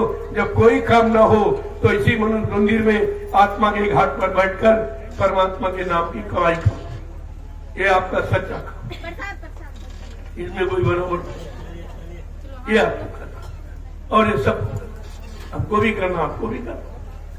भजन तो सबको करना, भजन तो महात्मा ही करते, तुम कहाँ कर पाओगे? तुम्हारे बस की बात का, तुम्हारा मन शुद्ध नहीं, तुम्हारा तन शुद्ध नहीं, तुम्हारा खान पान शुद्ध नहीं, तुम्हारी बुद्धि शुद्ध नहीं, तुम्हारा चित्त शुद्ध ही नहीं है।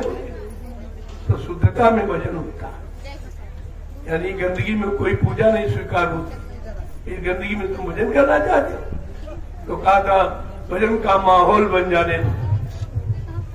परिवर्तन होगा जरूर, सतयुग आएगा जरूर, लेकिन पृष्ठभूमि बन जाने दो। पहले पृष्ठभूमि तो तैयार हो जाने दो, इसे कोई रोक नहीं सकता। और वही बनाई जा रही है, लेकिन समझ में नहीं आ रही। पहले कहा था कि मेरा परिवर्तन कोई मानव बुद्धि से नहीं समझ सकता, न समझ सकता है, न विश्वास कर सकता, न कर ही सकता है। ऐसा परिवर्तन यानी अद्वितीय अनोखा विलक्षण होगा, जो कलयुग का परिवर्तन कहा जाएगा। बात तो आपको सब बता दी गई। मैं बार बार दोहराता हूँ कि अगर भूल गए फिर से याद करो, ताकि आप भविष्य में ये न कह सको कि हमको किसी ने बताया नहीं, हमको गुरु वचनों की याद नहीं कराई गई। मैं 12 वर्ष लगातार यही संदेश देता, और मानोगे नहीं तो तुम जानो तुम्हारे सामने। ये नहीं कर सकते किसी ने बताया, और आज भी बता रहा हूँ। तो ये कितने लोग आगे देखो, ये भीड़ आपको परसों दिखाई देगी। परसों देखना जंगल, ये सारा हिंदुस्तानी दुनिया याद करेगी कि जंगल में आज तक किसी ने इतनी भीड़ नहीं। जंगल में शहर कस्बों में तो लोग बुला लिए जाते हैं कुंभ में, यानी गाड़ियां फ्री, बसें फ्री, खाना फ्री, बिजली फ्री, तब आदमी आ जाता। यहाँ ये फ्री वाला बात नहीं है। राष्ट्रीय संपत्ति का दुरुपयोग करने वाला कभी राष्ट्रभक्त हो ही नहीं सकता। इसलिए मैं किसी राज्य की संपत्ति का दुरुपयोग नहीं करता, और न मैं मानता हूँ। हमारे प्रेमी अपनी गाड़ी कमाई से आए हैं, अपनी गाड़ी कमाई का खर्च करते हैं और लोगों को खिलाते हैं और सबको समय का सत्य संदेश दिलाते हैं। तो ये काम कर रहे हैं। आक्षेप से कि तो आपको होना ही पड़ेगा। आज नहीं, ये तपोभूमि पर आपको आना पड़ेगा। कोई नहीं बाकी रहेगा, क्योंकि सच्ची सुख शांति इसी भूमि पर कहीं नहीं। इसीलिए गोस्वामी जी महाराज को रामचरितमानस के उत्तरकांड में लिख के बताना पड़ा कि तीर्थवर नैमिष विख्याता अति पुनीत साधक सुखदाता। ये नैमिषारण्य तीर्थों का महातीर्थ, तीर्थों का राजा है और अति पवित्र, अति शब्द अति सर्वत्र वर्जते लिखा, लेकिन नहीं, इस भूमि के लिए अति शब्द प्रयोग किया कि ऐसा विश्व में कहीं नहीं है। इस भूमि का लाभ किसको मिलेगा? कोई पंडा पुजारियों को? ऐसे नहीं। साधक सुखदाता, साधकों को सुख प्रदान करने वाला। जब किसी संत के साधक समय के जगह नाम की साधना करेंगे, उनको इस तपोभूमि का लाभ मिलेगा। मैं इसीलिए आपको लेकर इस भूमि पर आया हूँ। जो पुराने प्रेमी होंगे, 10 जुलाई 1997 में पूर्णिमा का कार्यक्रम इसी नैमिषारण्य गोमती नदी के किनारे में, जहाँ पर बड़ा सतगुरु धाम बना है, उसी के बगल में यह कार्यक्रम हुआ।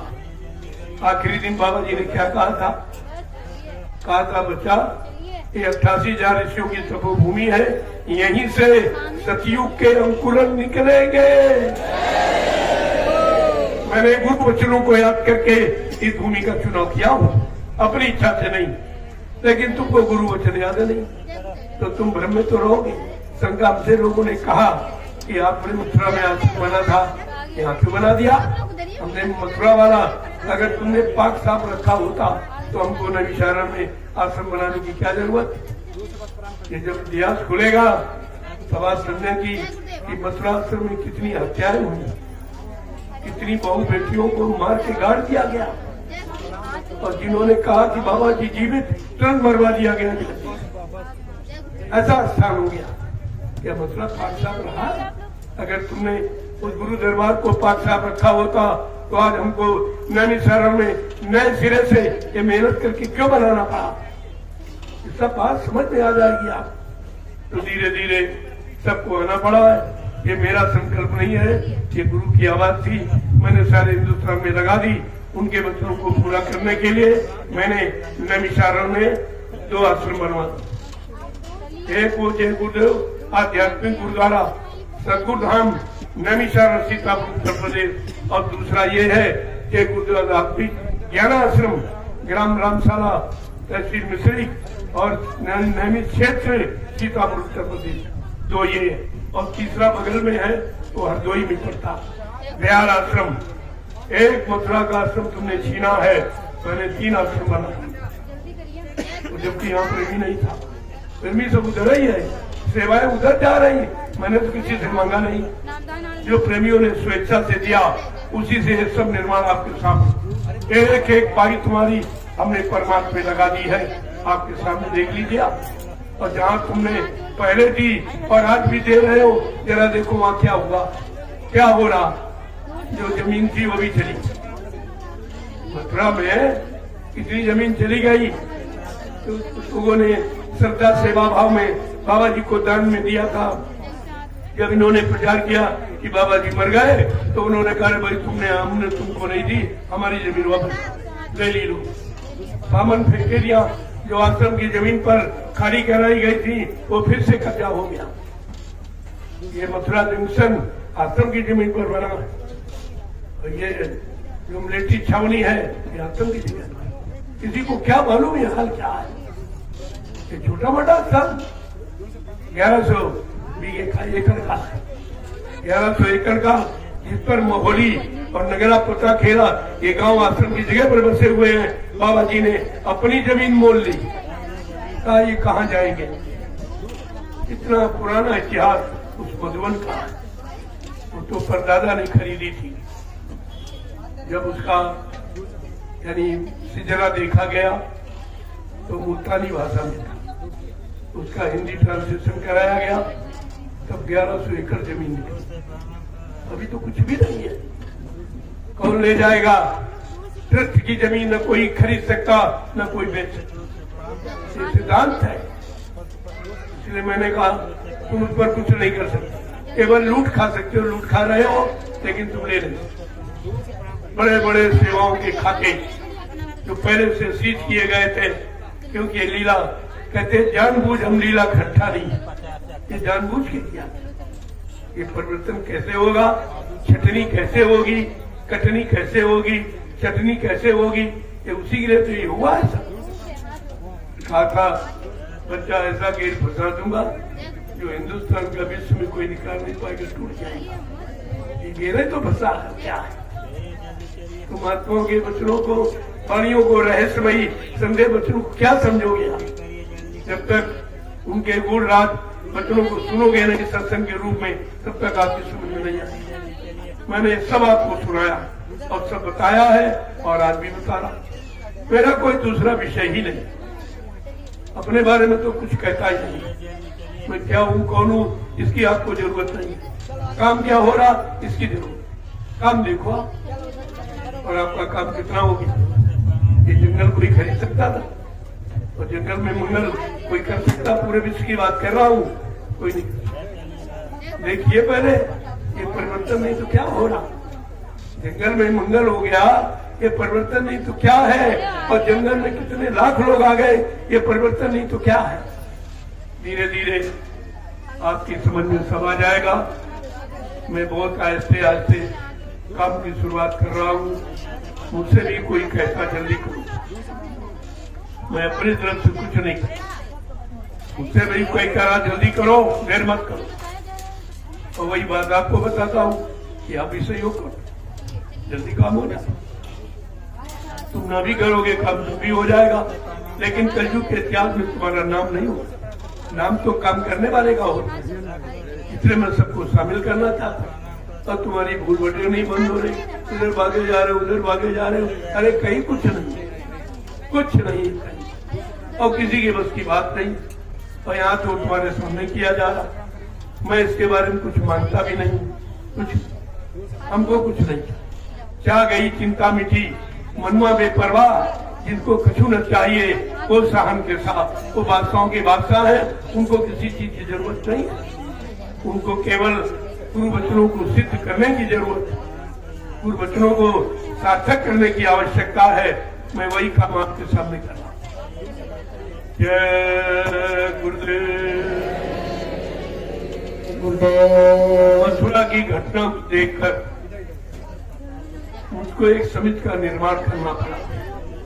यह गुरुदेव आध्यात्मिक वैचारिक प्रचार समिति, उसका भारत सरकार से मैंने रजिस्ट्रेशन करा दिया। और हमारी वैचारिक प्रचार समिति हिंदुस्तान क्या विश्व में निःशुल्क काम कर रही है। तो हिंदुस्तान में कर रही है निःशुल्क काम सारे विश्व में। कैसे नहीं लोग आएंगे, कैसे नहीं मानेंगे, कैसे लोग नहीं जानेंगे, ये तो सब हो जाएगा। सब आपको विचार करना चाहिए। आज भी आप पहला काम जो सरकार नहीं कर पा रही, जिसके कारण इतनी हिंसाएं हत्याएं हो रही, लड़कियों को बाप मार रहा, शादी के योग हो रही, घर में पैसा नहीं है तो जहर दे के मार, या खुद जहर खा लेता। ये सबसे बड़ी समस्या है दहेज की। आज मैंने दहेज प्रथा का अंत कर दिया और दिखा दिया कि जो राजा ने काम नहीं किया वो काम करके दिखाया जा रहा। हमारी जय गुरुदेव आध्यात्मिक वैचारिक प्रचार समिति निःशुल्क आदर्श विवाह करती है। आप अपनी इच्छा से अपनी बेटी बेटों को कुछ देना चाहो, उसके लिए बानी, लेकिन कोई डिमांड नहीं करे, कोई मांग नहीं। ये दोष है, मांगना भी ये दोष है। तो उससे आपको मुक्त कराना चाहता हूँ। सरकार ने एक भी विवाह अभी तक नहीं करा, तो मैंने हजारों करा दिया। कल भी शादी है, कल भी एक शादी है, एक कल हो चुकी है, एक परसों भी है। यहाँ शादियों का तो पता लगा, क्योंकि जो परेशानी है, जो तकलीफ है, उससे मैं लोगों को मुक्त करना चाहता हूँ कि आप चिंता मत करो। आपकी समस्याओं का समाधान जय गुरुदेव वैचारिक प्रचार समिति के द्वारा होने जा रहा और हो रहा है। और धीरे धीरे पूरा काम दूरदर्शी के द्वारा होगा। जो भी बचा खुचा है वो दूरदर्शी। इस बात को गांठ में मान लीजिए आप। और ये काम विश्व में कोई नहीं। कहीं तुम चले जाओ, किसी को दान दक्षिणा, रुपया पैसा सेवाएं दे दो, लेकिन काम कहीं नहीं। काम की बात तो यहाँ हो रही, यहाँ काम किया जा रहा। अब के काम को देखकर भी तुम्हारी बुद्धि नहीं बदल रही, तो इसका मतलब तुम फिर काल के दायरे में हो, तुम काल के जीव हो, दयाल की जीव हो ही नहीं आप। ये बात समझनी चाहिए। इसलिए मैं ज्यादा कुछ कहना नहीं चाहता हूँ। इन 12 वर्षों में मैंने इतनी मेहनत की, मेरा शरीर का तो कमजोर हो गया, फिर भी मैं आपकी सेवा कर रहा हूँ। सेवा से पीछे नहीं हट रहा हूँ, लेकिन समय कम समय दूँ, अब ज्यादा समय नहीं दे पाऊंगा। और आप उतनी सेवा लो जिससे ये सेवा करता है। अगर ये बैठ गया, गिर गया तो सेवा बंद हो जाए। इसलिए मैं मिलना जुलना मैंने बंद किया। केवल एक बार यही सत्संग, बाकी मैंने आश्रम भी छोड़ दिया है। उधर दयाल बाग यानी शांति निकेतन आश्रम का मैंने नाम दिया है। मैं उस समय वहीं पर निवास, एक पेड़ के नीचे झोपड़ी बनाकर कर रहा हूँ। ऐसा नहीं तुमको झोपड़ी में रखता हूँ, मैं कोई महलों में नहीं रहता, मैं कोई अच्छी भेजी में नहीं रहता हूँ, तुमसे भी खराब झोपड़ी में रहता। एक प्लास्टिक की झोपड़ी है। प्रेमियों ने, झारखंड के प्रेमियों ने एक झोपड़ी वहां तैयार कर दी है। अभी मैं उससे गया नहीं हूँ, लेकिन अभी तो उसी प्लास्टिक की झोपड़ी में रहता। समय आएगा देखा जाएगा, क्योंकि मेरा काम एक जगह रहने का नहीं।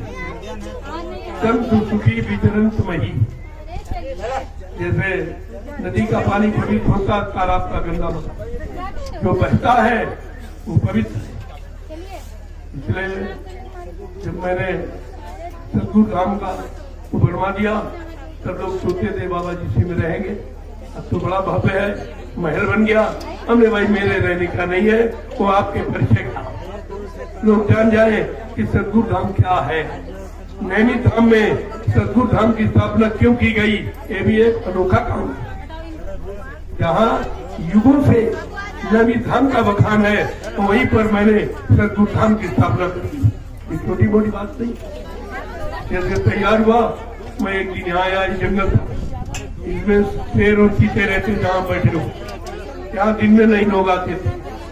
मैं एक दिन आया देखने, मैंने कहा भाई हमारी तो इच्छा हो रही कि यहीं रहूं, बड़ी शांति जगह है, भजन भाव करने का जगह बहुत अच्छी है।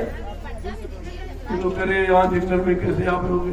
अरे भाई अब संकल्प तो संकल्प है, आप जल्दी करो, एक प्लास्टिक की झोपड़ी बना। मैं 4 महीने प्लास्टिक की झोपड़ी में रहा। प्रेमियों आना जाना शुरू किया, तो हमने कहा भाई जंगल साफ, अब 2-2 हजार, 4-4, 5 हजार जब फावड़े चलते थे, 1 महीने के अंदर सब जंगल साफ। इसमें जेसीबी नहीं चली है, ये प्रेमियों की कड़ाई, उनकी ताकत और उनके सेवाओं से ये आश्रम का निर्माण हुआ। ये किसी सेठ साहूकार से हमने कोई पसंद और न लेता हूँ। बहुत आए, हमारे 1 करोड़ ले लो, 2 करोड़ ले लो, मेरी नेम प्लेट लगा देना, हमने ये काम नैनी से होता है, पंडे लोग करके वहां चले जाओ। अगर 1 रुपया देना स्वेच्छा खुद दे दी, करोड़ नहीं। हमारे पास प्रेमी खुद ही थे। हम प्रेमियों की गाड़ी कमाई लगाएंगे, तुम्हारी लूटपाट वाली थोड़ी लगाएंगे। लूटपाट की कमाई से धर्म की स्थापना नहीं होती। मैंने किसी देश का मैंने कोई बचा कोई नहीं। और ये देखिए गरीबों की 1-1, 2-2, 20-20 रुपए से ये निर्माण हुआ। तो देखिए आप समझिए, आपकी समझ में आ जाएगा ये कैसा काम है और क्यों हो रहा है, आगे भविष्य की क्या तैयारी है, ये सब समझ में आ जाएगा। अगर बाबा जी के वचनों को याद करो तो आप सब कुछ भूल जाओगे, कहोगे तो उनके वचनों के अनुसार तैयारी की जाए, उन्हीं के वचनों। मैं अपनी तरफ से कुछ कहता ही नहीं, मैं अपनी तरफ से कुछ करता हूँ। हमें जो आदेश हुक्म होता है, मैं वही आपके सामने करके शुरू कर देता हूँ, और मैं भी करता हूँ, और आपसे उसी काम को करने की प्रार्थना करता हूँ। यह मिलाप था। जय गुरुदेव, जय गुरुदेव, गुरुदेव। जनता जनार्दन, इसको आप समझो, क्योंकि ये जंगल में, शहर कस्बों में नहीं है, जंगल में कोई कस्बा नहीं है, कोई रेल मोटर का साधन नहीं है। तो भीड़ देख लीजिए, ये कैसे आई है, ये देखिए, ये चिंतन का विषय है।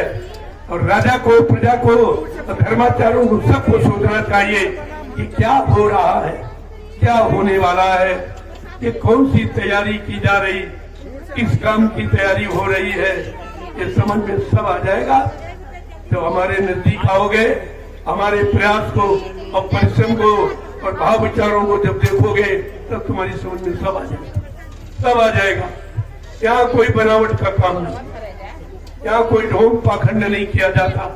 मैं कोई गुरु बनता नहीं, संत बनता नहीं, सदगुरु बनता नहीं, सरकार महाराज मैं ये बनता, मैं ये काम में, ये नाटक झटका चाटक ये झूठा काम नहीं करता। जो काम है वो करने के राम ने कहा था मैं होता नहीं सकती, काम करके दिखाया तो सब मान।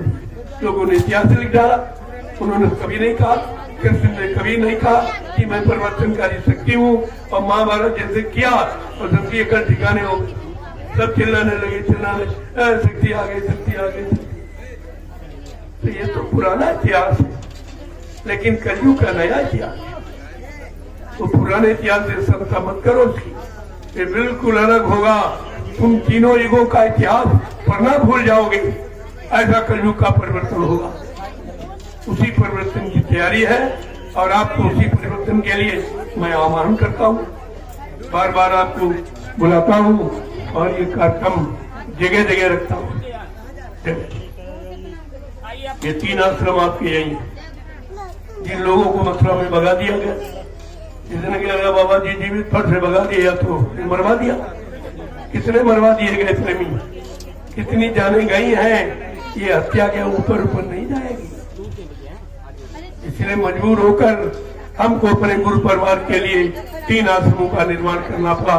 कि चिंता मत करो, मैं तुम्हारे रहने की व्यवस्था बनाए देता हूँ। तो कितनी जल्दी देखिए, 3 आश्रमों का निर्माण कितनी जल्दी हुआ। ये दया नहीं तो क्या, ये दया से काम हुआ, हमने नहीं किया, दया नहीं किया। जब दया गुरु की होती है, सूखी खेती हरियाती है। दया ये काम है, तो दया आपके सामने हो रही, देख लीजिए।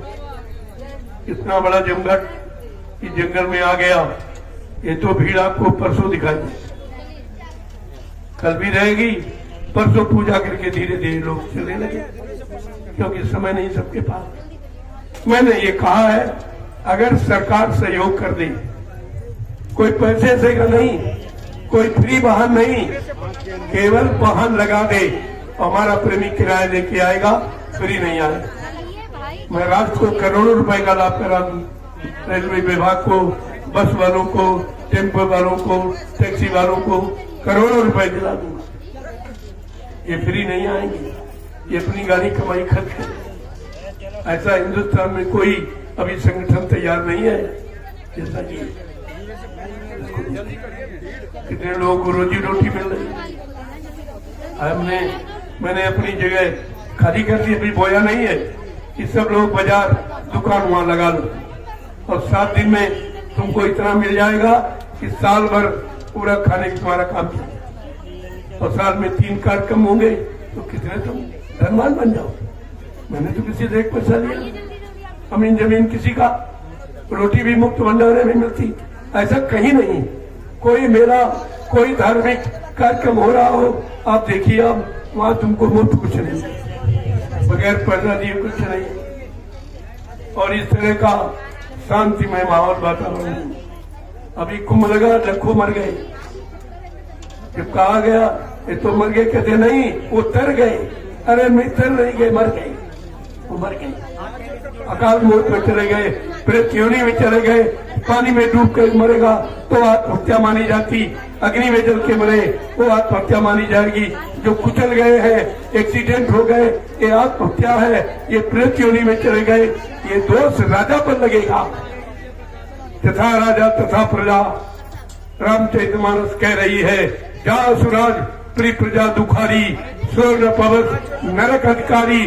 जिसके राज में प्रजा दुखी है, तकलीफ में है, वो राजा नरक में जाएगा। ये नहीं मानते। श्री राम का तो झंडा लिए घूम रहे, और श्री रामचरितमानस कुछ नहीं समझते, एक भी शब्द नहीं। उसमें तो गोस्वामी महाराज ने कलयुग की राजनीति के बारे में लिखा, राजनीति बिन धन धर्मा प्रभु समर्पे बिन सत्कर्मा। राजनीति बिना धार्मिक लोगों की नहीं चलाई जा सकती, और धार्मिक धन गाड़ी कमाई से चला जाता। ये टैक्स बढ़ाना, महंगाई बढ़ाना, जीएसटी बढ़ाना, लूटपाट करना, हिंसा हत्या करा के वो भी व्यापार करना, इससे राजनीति नहीं चलेगी। इसीलिए धार्मिक धारा की राजनीति चलाई नहीं जा रही, घसीटी जा रही। उस घसीटने में इस जनता के चिथड़े उड़ रहे, चिथड़े, तो कोई सुनने वाला नहीं, न कोई कहने वाला, केवल मैं ही कह रहा हूं।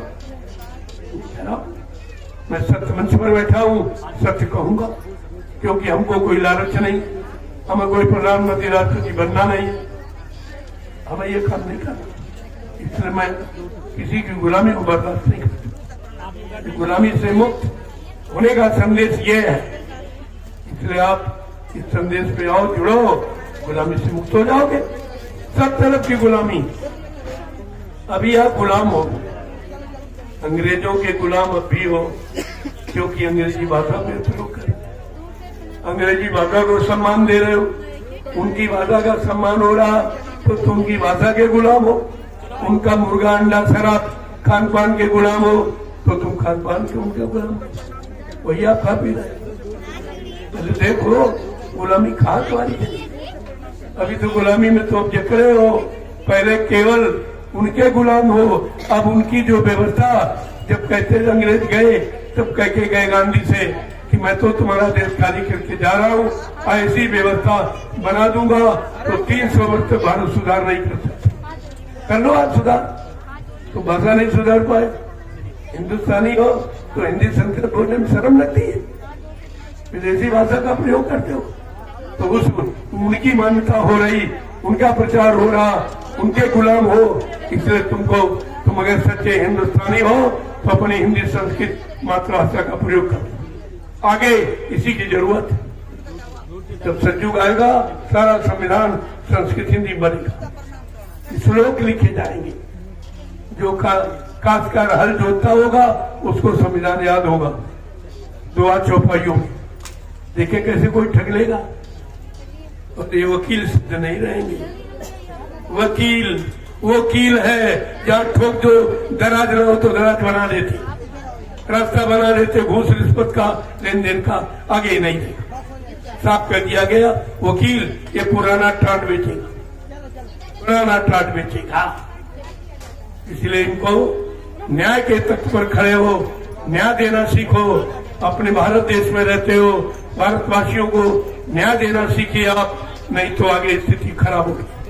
समय किसी को माफ नहीं करता, माफ नहीं करेगा। बड़े साफ शब्दों में संत महात्मा कहते हैं, वो भी हमदर्दी में कहते हैं, वो आलोचनात्मक शब्द नहीं प्रयोग करते, हमदर्दी में कहते हैं कि अगर आपने ये नहीं किया तो भी आगे स्थिति बिगड़ जाएगी। तो सब बता दिया गया। बड़ी बड़ी बीमारियां होंगी, एक दवा 100 में न मिलेगी। अगर अंडा मुर्गा मांस मछली का भोजन बंद न किया गया तो भी आपने बीमारी देखी। ऐसी बीमारी जिसका डॉक्टर वैद्य हकीम पता नहीं लगा पाएंगे, तो मिनट लगेगा व्यक्ति खत्म हो जाए, वो आगे आने वाला। कभी उससे बचने के लिए शाकाहारी हो जाओ, शाकाहारी हो जाओगे, बीमारियों से बच जाओगे, मुसीबतों से बच जाओगे, लड़ाई झगड़ों से बच जाओगे, दुर्घटनाओं से बच जाओगे। एक से एक लाभ नहीं है, एक तीर से हजारों निशाने हैं। ये शाकाहार सदाचारी बन जाओ, तुम्हारी बुद्धि अच्छी होगी, तुम्हारा शरीर निर्मल होगा, आपकी पूरी उम्र वहां बिताओगे, अकाल मौत नहीं होगी। ये सब तमाम लाभ ही लाभ, संत वाणी में सब लाभ भरा, जीवों के लिए सब तरफ का लाभ है। अब आप समझ ही नहीं पा रहे हो। इतने दिन से कहा जा रहा है 60 बरस मथुरा में यानी समझाने बिता दिए गए, 12 बरस ये, 72 बरस आपने गंवा दिए, और भी तुम्हें समझ में नहीं आया। ये है विनाश की स्थिति। जब जिनका विनाश होने को होता उनकी समझ में अच्छी सच्ची बात नहीं आती, नहीं आती, कभी नहीं आती। तो इतिहास उठा लेती है। जय गुरुदेव। जल्दी सत्संग छोड़ जाए, अब उसकी जरूरत है। मैंने आपसे कहा था 8 तारीख से सत्संग प्रारंभ, 7 तारीख से प्रारंभ है कि वो जानकारी कि वो मैं क्या कहना चाहता हूँ, कि आपको बताना चाहता हूँ, कि आपको समझाना चाहता हूँ। ये तो मैंने कल आपको इशारा करके दिया। आज से मैं आध्यात्मिक संदेश देना चाहता हूँ, जो आपने बहुत पहले अगर सुना होगा तो मथुरा दरबार में, लेकिन अब तो वहाँ कुछ नहीं। अब तो कोई सुनाने, जिसने सुनाया था उसी कह दिया हो गए, मर गया, तो फिर तुम वहाँ करने क्या जाते? इतनी तुम्हारी बात होती नहीं।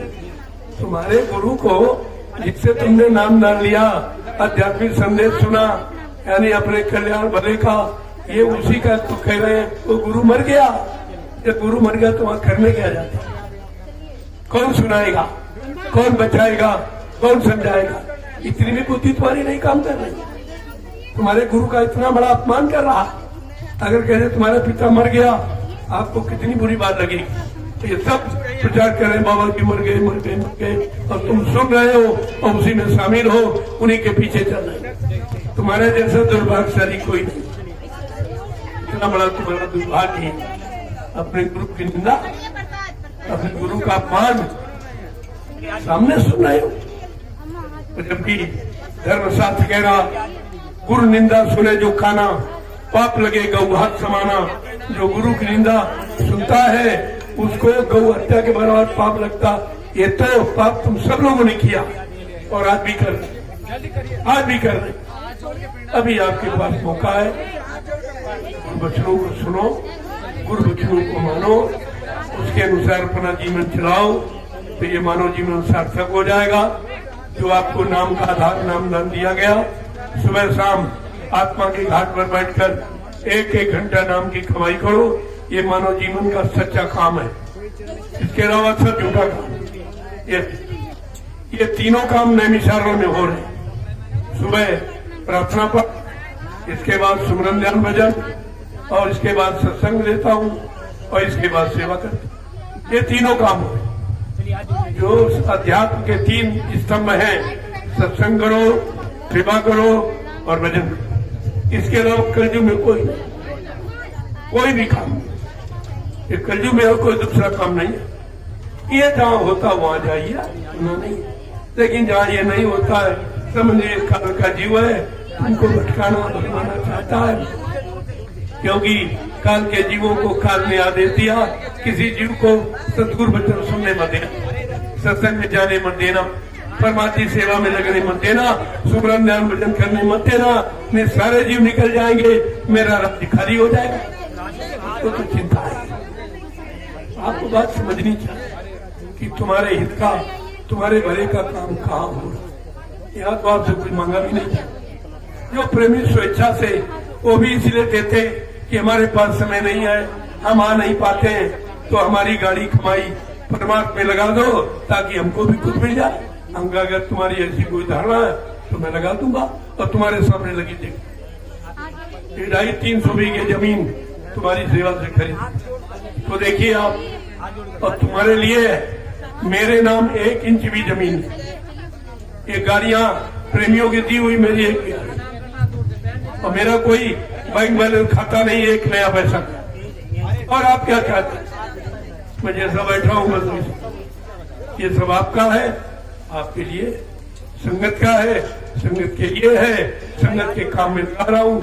मैंने अपना तो कोई मकान बनाया नहीं, अपना कोई महल नहीं बनाया, और ना अपना कोई मैंने खाता खोला, ना अपने नाम कोई जमीन खरीदी। अब चाहिए क्या? इससे बड़ी सच्चाई और आपके सामने क्या रखी? जय गुरुदेव।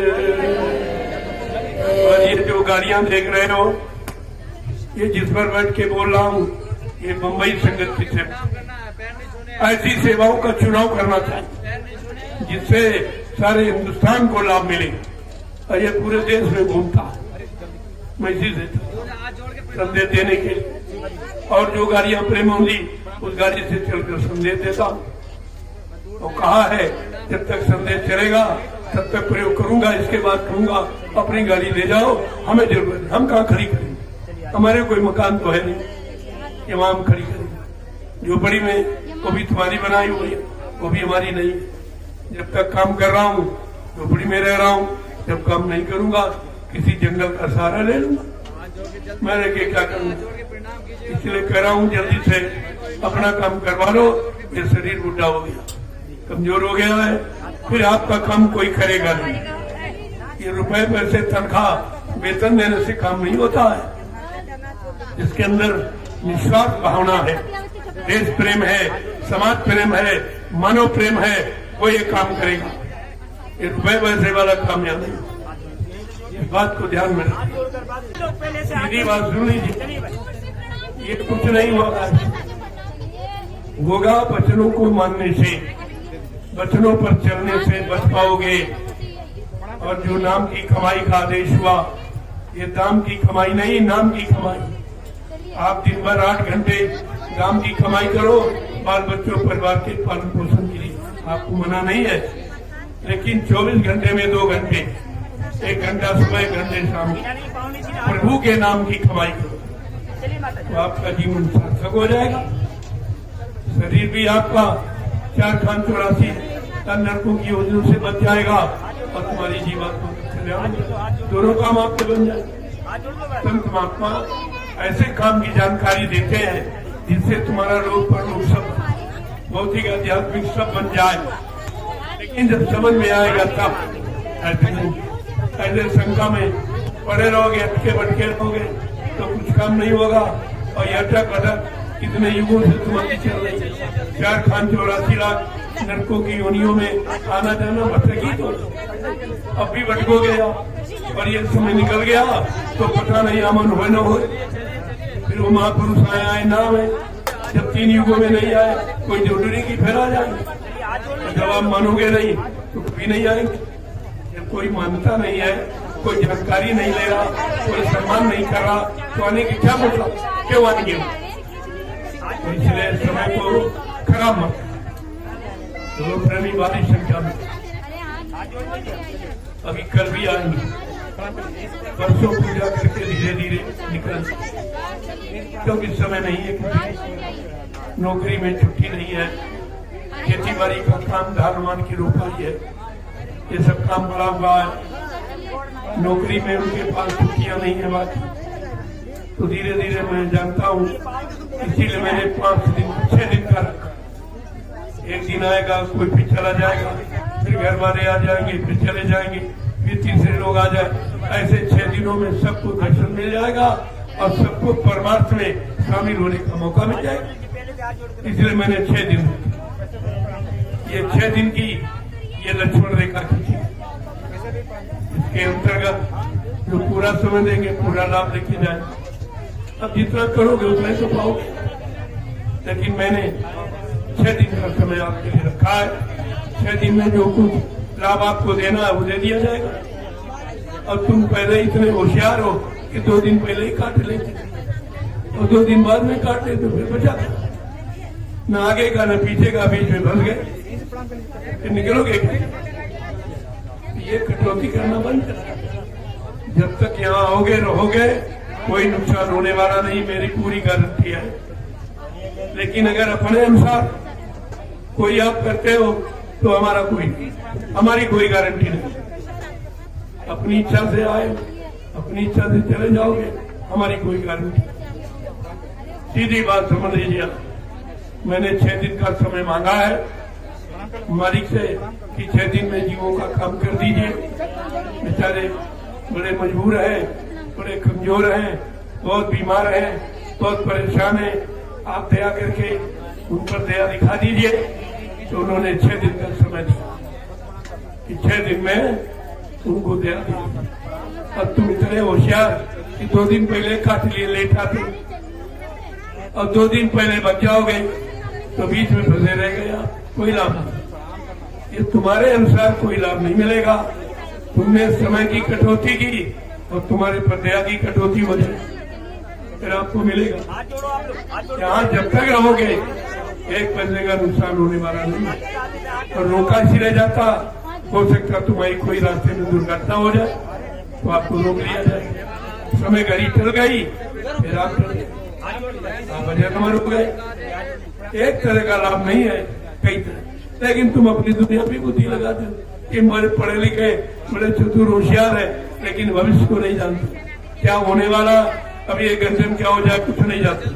ये पढ़ाई लिखाई तुम्हारी काम नहीं आएगी, इसलिए समय की बात को सुनो और समय से अपना काम बना लो।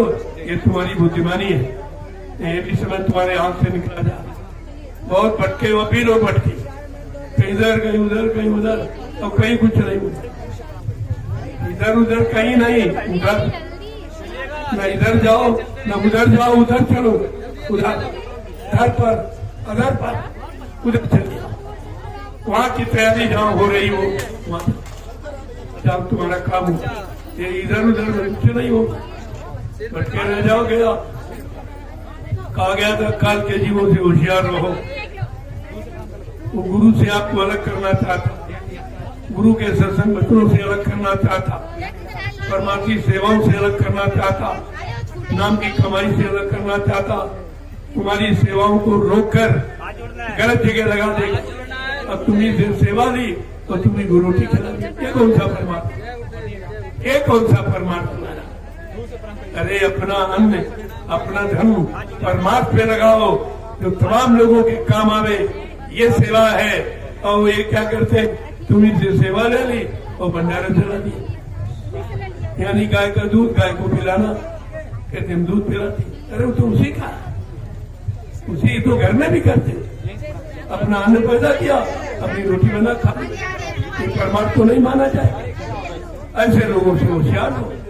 ये सख्त दुश्मन है परमार्थ, ये सत्संगी नहीं है। इनसे बहुत सावधान। ये तो तुम जानो, तुम्हारा काम जान। जय गुरुदेव। ये जगह जगह बैठे हैं, दुकानें लगाए, गरमाने पड़ता नहीं। तुम्हारा काम दरबार से होगा, दुकान से नहीं। दुकान से नहीं। दुकानों में केवल सेवा दो, पैसा दो, अन्न दो, धन दो, ये दो वो दो, लेकिन कोई ये नहीं कहेगा ये लो ये लो, ये काम बना ले। कोई कहेगा या किसी ने कहा तक? फिर भी तू नहीं समझता। ये लेने वाले हैं, देने वाले नहीं है। लेने वाली दुकानें, देने वाला दरबार। दरबार दुकान में यही फर्क है। यहाँ जो भी दिया जाएगा मांगा नहीं जाएगा।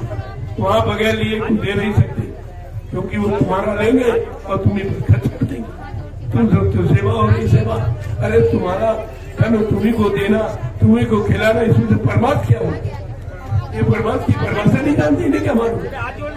जब तक संतों के परमार्थी वचन नहीं सुनेंगे तब तक कोई लाभ मिलने वाला। जय गुरुदेव।